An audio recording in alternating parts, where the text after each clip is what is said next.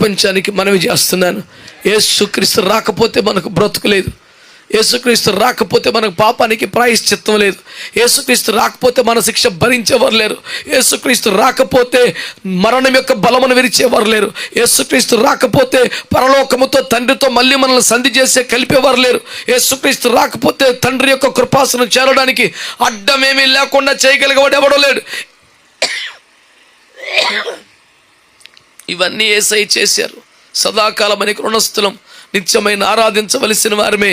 అయితే ఇదంతా ప్రయోజనం అనేది మీరు నమ్మితే దీనికంటే ఎక్కువ ప్రయోజనం పరిశుద్ధాత్మ వస్తే కలుగుద్దని ఆయన చెప్పారు కదా. మరి ఇప్పుడు నేను చెప్పిన లిస్ట్ అంతా ప్రయోజనమా కాదా? మీరు చెప్పండి. వీడు చూడలేదని స్పందించట్లేదు బిడ్డలారా, మీరు మంచిగా మాట్లాడండి. ఇదంతా యేసయ్య చేసిన ప్రయోజనమా కాదా? మరి స్వయంగా యేసు ప్రభు వారే పరిశుద్ధాత్మ వస్తే మరింత ప్రయోజనం కలుగుద్ది అన్నారు కదా. మరి ఈ రక్షణ, ఈ క్షమాపణ, ఈ విడుదల, విమోచనకు మించిన మరింత ప్రయోజనం సంఘం ఎందుకు పొందట్లేదు?